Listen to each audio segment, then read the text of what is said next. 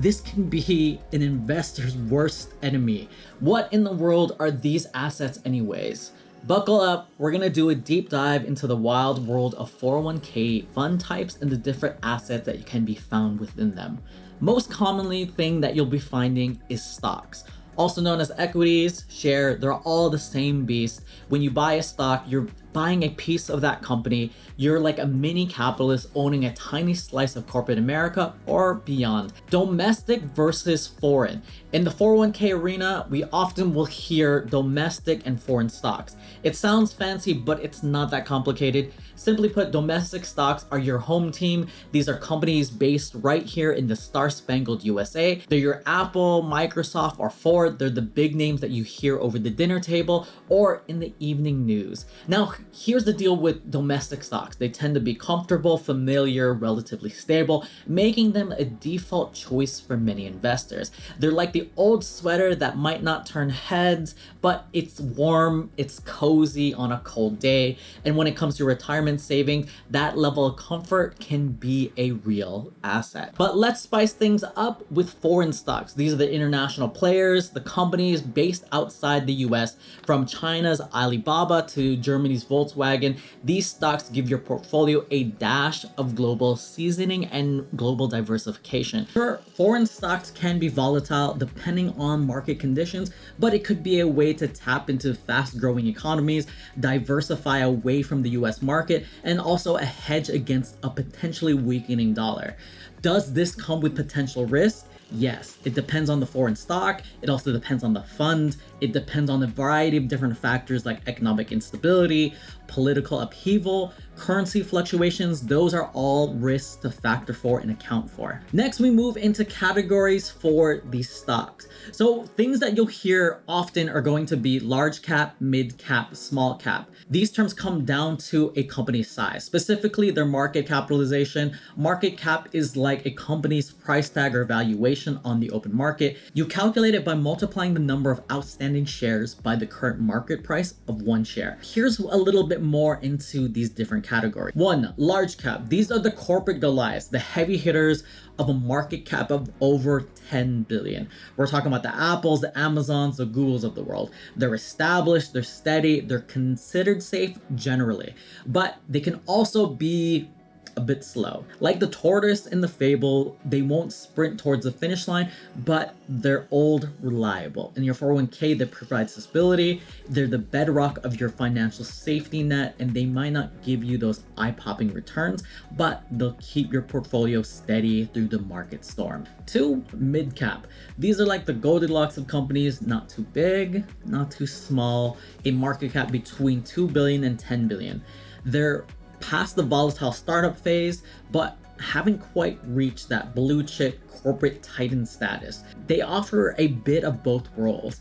Some of the growth potential of small caps and the stability of large caps. For your 401k, they can offer a good risk to reward balance.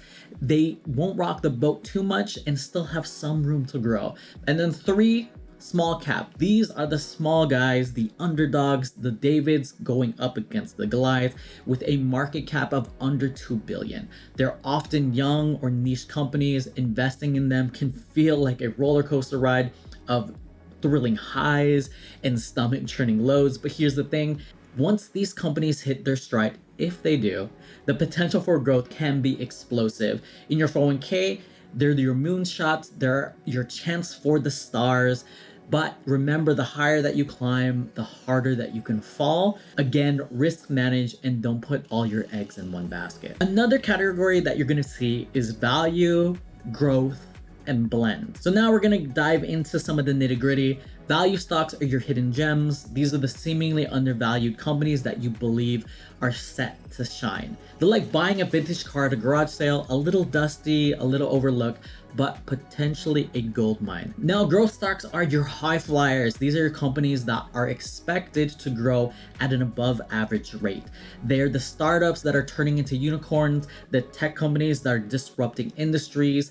And then we have blend. It's just like it sounds, it's a mix of both value and growth stocks, and it's for those who like to have a little bit of everything in their financial diet and buffet. So remember, as I talked about these different stocks and their categories, that this is a broad generalization and guideline. While the size of the company can indicate stability and give you a sense of its potential growth, even the label on your 401k platform to give it value, growth, or blend doesn't tell the whole story. Even giants can still stumble, small players can shake up an industry, or still be a dud. Investing is not just about picking winners, it's about balancing your portfolio. It's about choosing the right mix of assets that matches your risk tolerance and financial goals.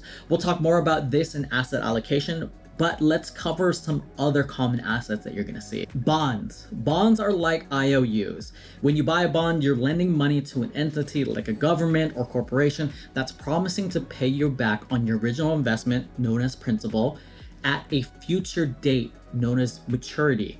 And in this time, it's gonna give you a steady flow of interest payments. So let's dissect bonds on their term length. First, we have short-term bonds. These are bonds that would be like the speedster of the bond world, usually maturing from like 1 to 3 years.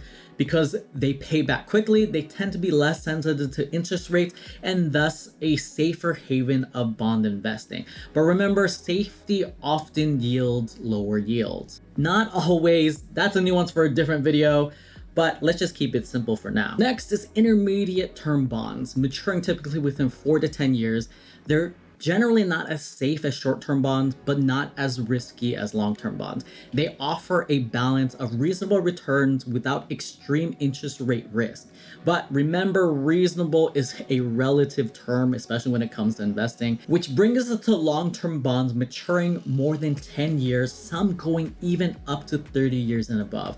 They offer higher interest rates, but beware, they can also be very sensitive to changes in market interest rates.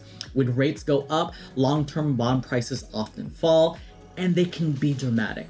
If rates fall, these bonds will also give you capital appreciation on top of their interest payments.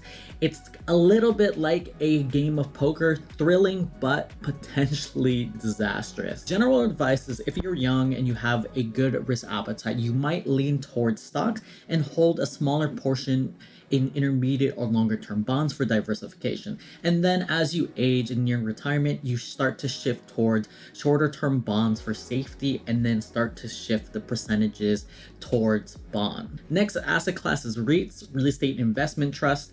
They let you play landlord without the hassle of unclogging toilets or the maintenance or chasing rent checks. REITs let you invest in real estate without the hassle of owning physical property. They're kind of like stocks for real estate. Each REIT is a company that owns, operates, or finances income generating real estate. It's like a stock. You can buy and sell shares of a REIT on a major stock exchange.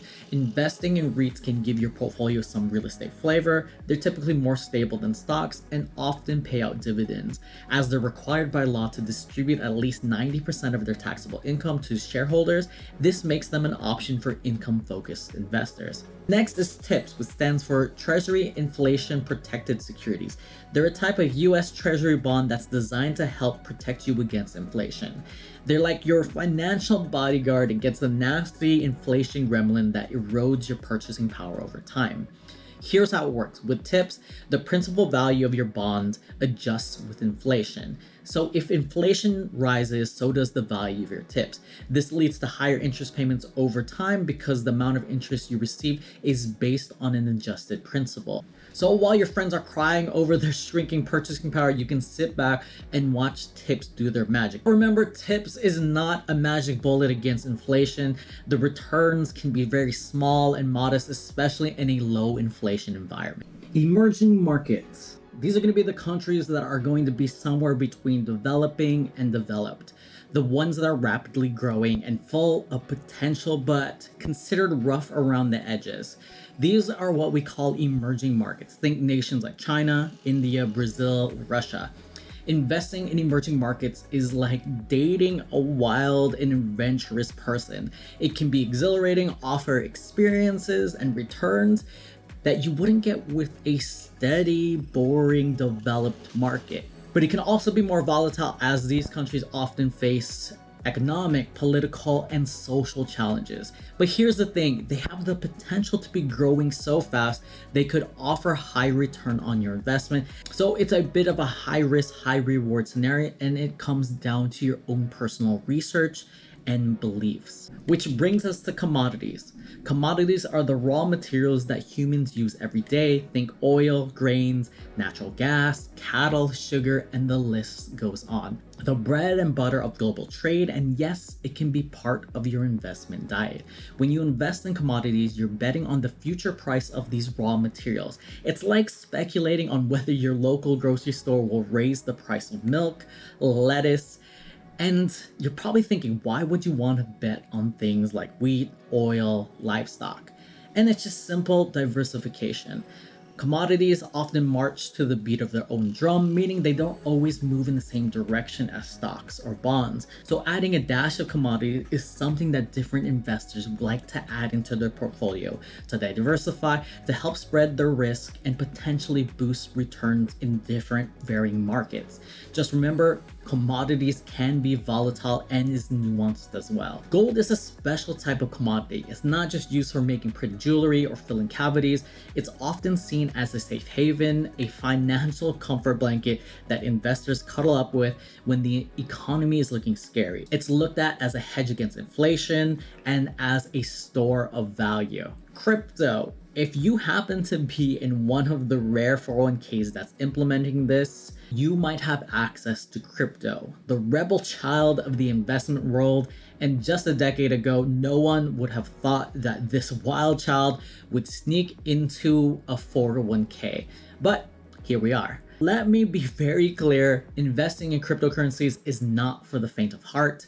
And let's face it, cryptocurrencies are notoriously volatile, swinging wildly in price for any and every types of reasons. So if you can stomach the roller coaster ride and believe in the fundamentals of crypto, it can be a rewarding adventure. But remember, don't gamble with your retirement money. If you're going to play with crypto, make sure it's a small and calculated risk and part of a bigger, well-diversified plan. Now let's talk about the general categories of high-level fund types that you'll likely see in your 401k. Target date funds. These are the lazy, good enough, one size fits all. They automatically adjust their mix of stocks and bonds and other assets as you age. Easy, but again, not always optimal. And next is actively versus passively managed funds.